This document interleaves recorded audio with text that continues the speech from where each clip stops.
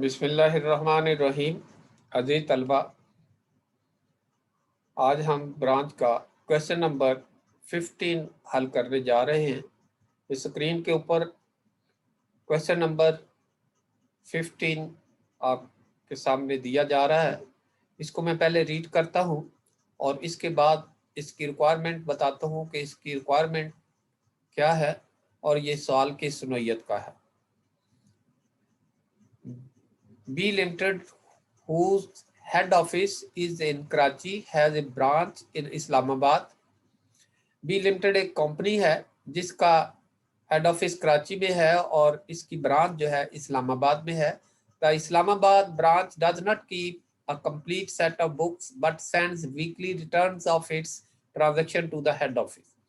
Islamabad branch जो है अपना कोई बुक्स का रिकॉर्ड नहीं रखती बल्कि तमाम ट्रांजैक्शन जो है वो हेड ऑफिस को सेंड कर दी जाती हैं और हेड ऑफिस जो है वो तमाम ट्रांजैक्शन ब्रांच की रिकॉर्ड करेगा। और ये आपके इल्म में है कि जब हम डेटर सिस्टम यूज करते हैं तो हेड ऑफिस ही तमाम रिकॉर्डिंग करता है ब्रांच की ट्रांजैक्शन की। Which form the basis of entries in the head office ledger. All purchase are made by head office. तमाम परचेज हेड ऑफिस कर रहा है and goods are invoice to the branch at selling price. और branch को जो head office माल supply कर रहा है, सेंड कर रहा है, वो सेलिंग प्राइस पे है। लास्ट जो क्वेश्चन आपने किए हैं जितने भी, उनमें जितना भी माल बेचा गया कास्ट प्लस प्रॉफिट था, यानी प्रॉफिट जो था वो कास्ट के ऊपर था। यहां पे आप देखें कि invoice to the branch at selling price which shows a profit of 20%। तो ये प्रॉफिट जो 20% है ये कॉस्ट पे नहीं है, ये किसके ऊपर है? सेलिंग प्राइस पे, इनवाइस प्राइस पे। और इनवाइस प्राइस पे जब प्रॉफिट होगा तो इसका फार्मूला मैंने आपको बताया हुआ है, कास्ट का फार्मूला भी बताया हुआ है। जब इसकी लोडिंग आपने करनी है तो लोडिंग के लिए कास्ट वाला फार्मूला नहीं लगेगा बल्कि इनवाइस या सेलिंग प्राइस वाला फार्मूला जो लिखवाया गया है वो लगेगा। और वो क्या formula? Rate over 100 multiply amount जिसकी आप लोडिंग लेना चाहते हैं। लेकिन कास्ट का फार्मूला क्या है? रेट ओवर रेट प्लस 100 है। तो यहाँ पे रेट ओवर 100 करेंगे, यानी 20/100 ज़रब अमाउंट जिसकी आप लोडिंग करना चाहते हैं। तो ये आप ध्यान में रखें। All expenses are paid by the head office. तमाम खर्चे हेड ऑफिस ने पे किए हैं। And all cash received by the branch is bank intact for the credit of head office account. तमाम कैश जो है जितना भी ब्रांच वसूल करती है वो हेड ऑफिस के अकाउंट में बैंक में जमा करवा दिया जाता है। From the following figures relating to the year ended 31st December 2017, 2017 दिसंबर 31 के साल की जो रिलेटेड फिगर्स हैं, जो अदाद-ओ-शुमार हैं या डाटा है, उससे ये कहा जा रहा है कि prepare the branch trading profit and loss account and branch account. दो रिक्वायरमेंट इसमें दी गई है। पिछले सवाल जो हम जितने भी करते रहे उनमें सिर्फ एक रिक्वायरमेंट थी कि ब्रांच अकाउंट तैयार करें, और बाकी जो अकाउंट हम तैयार करते रहे हैं, डेटर अकाउंट तैयार करते रहे हैं, ब्रांच पेटी कैश तैयार करते रहे हैं, या स्टॉक ब्रांच स्टॉक अकाउंट तैयार किया है, वो सारे हेल्पिंग अकाउंट थे। रिक्वायरमेंट उन सवालों के अंदर सिर्फ एक ही थी कि ब्रांच अकाउंट तैयार करें। और इसके अंदर, इस सवाल के अंदर दो रिक्वायरमेंटें दी जा रही, एक trading branch trading profit and loss account कहा जा रहा है और एक ब्रांच अकाउंट तैयार करने के लिए कहा जा रहा है। तो इन दोनों रिक्वायरमेंटों को हमने पूरा करना है। तो देखें आप, पहले हम ब्रांच अकाउंट तैयार कर लेते हैं और इसके बाद ब्रांच ट्रेडिंग अकाउंट आपको हल करना सिखाएंगे। मैं डाटा पढ़ता हूं इस सवाल का। ब्रांच स्टॉक है 1 जनवरी, sale price, sale price means invoice price, ये इनवाइस प्राइस पे है, इसको ब्रांच के डेबिट साइड पे लिखेंगे। ब्रांच डेटर है, ये भी डेबिट साइड पे लिखेंगे। Goods invoice to branch, sale price पे है, ये भी डेबिट साइड पे ब्रांच के लिखेंगे जब ब्रांच अकाउंट बनाएंगे। कैश सेल है, ये क्रेडिट साइड पे लिखेंगे। क्रेडिट सेल को ब्रांच अकाउंट में लिखा ही नहीं जाता, लेकिन ट्रेडिंग प्रॉफिट एंड लॉस में इसको लिखा जाएगा। ब्रांच स्टॉक एंडिंग है, इसको क्रेडिट साइड पे लिखेंगे। गुड्स रिटर्न है, ये भी क्रेडिट साइड पे लिखेंगे। गुड्स रिटर्न फ्रॉम कस्टमर, ये सेल रिटर्न है, इसको हम हेल्पिंग अकाउंट जो ब्रांच डेटर अकाउंट बनाएंगे वहां पे इसको लिखेंगे।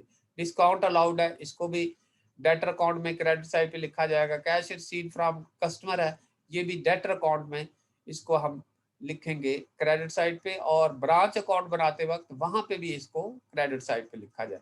रेंट, वेजेस और जनरल एक्सपेंस, ये 3 किस्म के खर्चे हैं, इनको हम ब्रांच के डेबिट साइड पे लिखेंगे। तो ये मैंने रीड सॉल्व कर दिया है। अब हम जो है ब्रांच अकाउंट बनाते हैं, लेकिन ब्रांच अकाउंट बनाने से पहले मैंने डेटर अकाउंट बना दिया है। आपने ऐसा नहीं करना, आपने ब्रांच अकाउंट बनाना है और इसके नीचे है ये ब्रांच डेटर अकाउंट बनाना है, हेल्पिंग अकाउंट बाद में बनता है। ठीक है, तो ये जगह थोड़ी सी इसमें मौजूद थी, मैंने इसको पहले बना लिया। ठीक है बच्चों, तो पहले ये ब्रांच डेटर अकाउंट क्यों पहले बनाया गया है? ब्रांच अकाउंट इसलिए डेटर अकाउंट बनाना था कि मेरे पास क्रेडिट सेल है, और क्रेडिट सेल जब भी आ जाए तो हमारे पास एंडिंग डेटर होने चाहिए, और अगर एंडिंग डेटर नहीं है तो ऐसी सूरत में ब्रांच डेटर अकाउंट बना के आप उनको मालूम करें, और उनको आपने ब्रांच अकाउंट के क्रेडिट साइड पे लिखना होता है। तो क्रेडिट सेल आप देख रहे हैं ये मेरे पास मौजूद है, इसलिए जरूरी था कि एंडिंग डेटर मौजूद होते इस सवाल के डाटा के अंदर। अगर वो नहीं है तो फिर हम ब्रांच डेटर अकाउंट बनाएंगे और उससे वो रकम कैलकुलेट करेंगे। अब देखें ये ब्रांच डेटर अकाउंट बना हुआ है, इसमें ये ब्रांच डेटर एंडिंग मैंने मालूम कर ली है। ओपनिंग डेटर है, क्रेडिट सेल है, ये 2 रकमें इधर आती है, इनका टोटल करके यहाँ पे लिख दिया 25,100। क्रेडिट साइड पे हम क्या लिखते हैं? कैश रिसीव फ्रॉम डेटर, ये रकम मौजूद है, ये देखें आप, कैश रिसीव फ्रॉम डेटर 21,000 ये इधर लिख दी। इसके बाद डिस्काउंट लिखना था वो डिस्काउंट लिख दिया, सेल रिटर्न थी वो लिख दी। बस यही रकमें इस डेटर अकाउंट से रिलेटेड थी इस सवाल के अंदर, वो मैंने लिख दी है।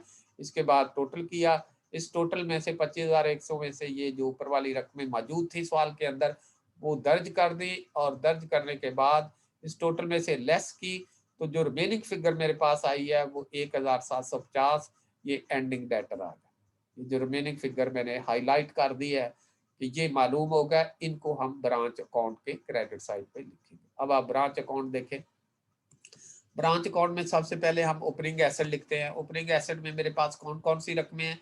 स्टॉक एट इनवाइस है और डेटर है। ठीक है, ये मैंने लिख लिए।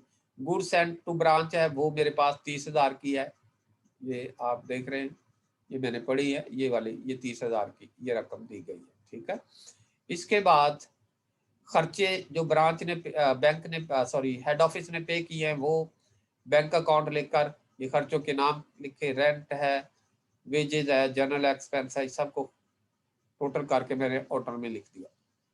इसके बाद ये 3 रकमें थी और चौथी रकम आती है एंडिंग लायबिलिटी की, वो सवाल के अंदर मौजूद नहीं है।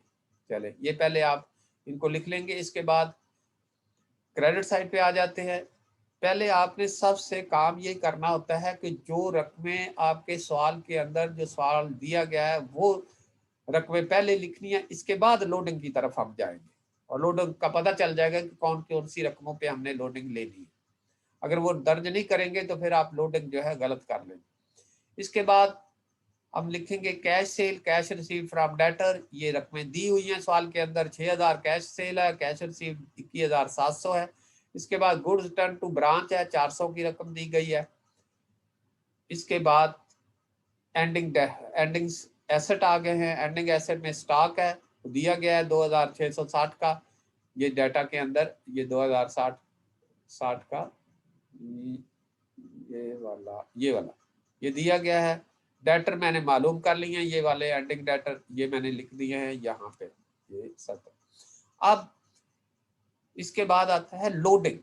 मैंने सवाल का सारा डाटा ब्रांच अकाउंट के जो डेबिट लिखना था वो डेबिट लिख दिया, जो क्रेडिट लिखना था वो क्रेडिट लिख दिया। अब लोडिंग किन रकमों के ऊपर हमने करनी है, तो लोडिंग के लिए मैंने हाईलाइट की हुई है रकमें, यानी गुड्स जिनके साथ आता है उनके ऊपर लोडिंग, स्टॉक ओपनिंग पे लोडिंग करेंगे, गुड्स एंड पे लोडिंग करेंगे। ठीक है, ये 2 रकमें हैं, इनकी लोडिंग इधर आ जाएगी, 4 नंबर और 5 नंबर पे इनकी लोडिंग है। पहले गुड्स एंड की लोडिंग है, 30,000 रकम है और जरा 20/100 करेंगे, लोडिंग 6,000 आ जाएगी।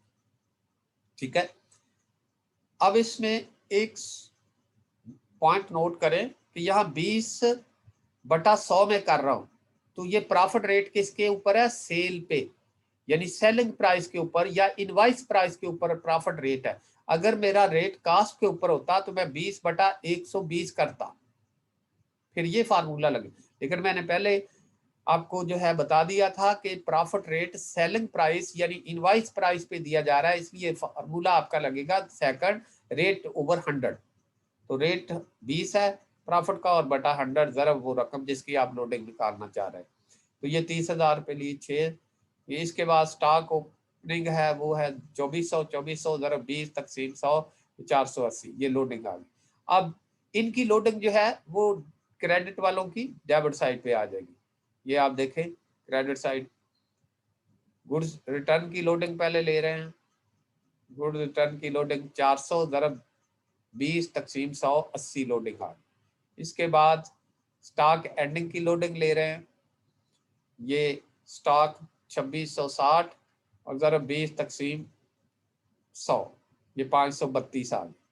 जब ये सारी रकमें दर्ज हो गई हैं तो हम देखेंगे कि कौन सी साइड इसकी बड़ी है। तो ये साइड जो है मुझे बड़ी नज़र आई। जब मैंने टोटल किया तो ये टोटल जो है इसका पहले मैंने कर लिया, ये टोटल किया तो 38,990 ये आ गया। यही रकम मैंने इधर लिख दी टोटल बैलेंस में 38,990। इसमें से मैं सारी रकमें जो ऊपर दर्ज है ये वाली सारी रकमें टोटल में से निकालता गया तो जो बैलेंस मेरे पास बचा वो 1,778 बचा।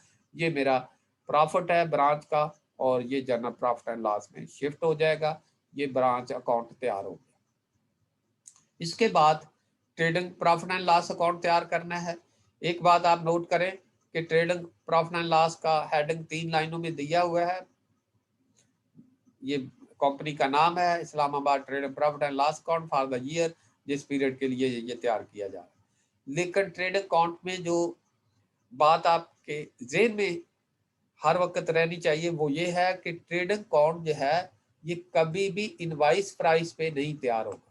हमेशा जितनी भी रकमें आपने लिखनी है सारी कास्ट पे लिखनी है, सिवाय सेल के। जो सेल है वो तो सेलिंग प्राइस पे ही लिखी जाएगी, जैसे वो दी गई है डाटा के अंदर या सवाल के अंदर वो वही रकम लिखी जाएगी। लेकिन बाकी जो इनवाइस वाली रकमें हैं, जैसे ये सवाल के अंदर ये इनवाइस है, स्टॉक की इनवाइस है, गुड्स की इनवाइस है, ये स्टॉक एंडिंग की इनवाइस है, ये गुड्स रिटर्न की इनवाइस है, ये इनवाइस पे नहीं रकमें लिखी जाएंगी। इनको हम कास्ट पे कन्वर्ट करेंगे। क्या करेंगे? कास्ट पे कन्वर्ट करेंगे। और कास्ट पे कन्वर्ट करने के लिए क्या करेंगे कि हम जो है जो ये इनवाइस प्राइसेस है इनमें से जितनी जितनी लोडिंग है, जितनी जितनी जिस रकम पे लोडिंग ली है वो लेस कर देंगे, तो वो कास्ट पे ऑटोमेटिकली रकम आ जाएगी। अब आप देखिए मेरे पास ओपनिंग बैलेंस मैंने लिखना होता है ओपनिंग स्टॉक एट कास्ट। तो कास्ट पे क्योंकि ट्रेड अकाउंट बनाते हैं तो सबसे पहले क्या लिखते हैं अभी? Opening stock. फिर लिखते हैं परचेजेज या गुड्स सेंट, और इसके बाद डायरेक्ट खर्चे लिखते हैं। तो ये ही रकमें लिख रहे हैं। तो ओपनिंग स्टॉक था 2400, ये इनवाइस पे था। इसमें से लोडिंग जो थी वो इसकी 480 की थी। ये देखें 480 की ये वाली लोडिंग जो ब्रांच में मैंने की हुई है, ये स्टॉक ओपनिंग की लोडिंग। ये लोडिंग मैं लेस कर दूंगा तो ये मेरे पास स्टॉक कास्ट पे आ जाएगा। ठीक है। इस तरह गुड्स एंड टू ब्रांच है, इसमें से पहले मैं सबसे पहले गुड्स एंड में से गुड्स रिटर्न लेस करता हूँ। लेस करने के बाद मेरे पास ये रकम आ गई, इसकी मैं लोडिंग करता हूँ तो ये मेरे पास 5,920 लोडिंग आएगी। वो लोडिंग में लेस करूंगा तो मेरे पास रकम आ जाएगी 23,680। ये कास्ट पे गुड्स एंड की रकम कास्ट पे आ गई, ये वाली ये कास्ट पे मैंने लिख दी। इसका एक और तरीका भी है कि आप ये रकम लेस कर रहे हैं, एक डायरेक्ट भी ये 29,600 में से 600 पर डायरेक्ट मेथड लगा के यानी 80/100, तो ये कास्ट रकम फिर भी इतनी ही रकम ये आएगी। दोनों फार्मूले मैंने लिख दिए हैं, जिस तरीके से आपको समझ आए उस तरीके से आप ये कास्ट रकम मालूम पहले रिटर्न लेस करें और उसके बाद ये रिजर्व लेस कर दें, या आप इसमें ये भी कर सकते हैं कि आप ये डायरेक्ट फार्मूला लगा के कास्ट निकाल सकते हैं। इसके बाद वेजेस जो है मेरा डायरेक्ट खर्चा था 1900 का, वो मैंने लिख लिया है। इसके बाद क्रेडिट साइड पे जाएंगे, कैश सेल क्रेडिट सेल दोनों को जमा करना है, और फिर सेल रिटर्न जो है जो सवाल के अंदर रकम दी गई है वो लेस करनी है। तो आपकी टोटल में रकम आ जाएगी 29,300। क्लोजिंग स्टॉक जो है वो कास्ट पे लिखना है, उसकी जो रकम है वो इनवाइस पे 2660 है, और इसकी जो लोडिंग है, ये लोडिंग आप देखें, ये लोडिंग है, ये लोडिंग मैंने निकाल दी है, तो बाकी रकम कास्ट की आ गई। अब ये ट्रेडिंग में जो रकमें जमा सॉरी दर्ज करनी थी वो मैंने दर्ज कर दिया। अब टोटल करता हूँ 31,428 ये टोटल आ गया। ये क्रेडिट साइड का टोटल ज्यादा है, ये टोटल मैंने इधर लिख दिया, और इस टोटल में से ये सारी रकमें लेस की, तो ये मेरे पास बैलेंस जो बचता है 3,928, ये ग्रास प्रॉफिट है। अब इस ग्रास प्रॉफिट को मैं आगे शिफ्ट कर देता हूँ, किस साइड पे, क्रेडिट साइड पे। क्रेडिट साइड पे शिफ्ट हो गया 3928। अब इसमें जो बाकी खर्चे रह गए हैं, जो प्रॉफिट एंड लॉस में लिखने वाले थे, वो मैं लिख देता हूँ। डिस्काउंट अलाउड लिखा जाएगा, रेंट लिखा जाएगा, जनरल एक्सपेंस लिखा जाएगा, वो मैंने यहाँ पे दर्ज कर दिए हैं। और दर्ज करने के बाद इसके टोटल से उन खर्चों को लेस किया, तो ये जो प्रॉफिट आ गया general profit and loss account, ये प्रॉफिट एंड लॉस अकाउंट हमारे पास निकला है 1778। तो ये नेट प्रॉफिट आपका आ गया। यहाँ पे मैं नेट प्रॉफिट लिख देता हूँ, ठीक है। नेट प्रॉफिट आ गया ब्रांच का। तो इस तरह ये trading profit and loss account भी बन जाएगा ब्रांच का, और इसके बाद ब्रांच अकाउंट भी बन गया। इसको जो है ना जनरल ही लिख लें, सॉरी, जनरल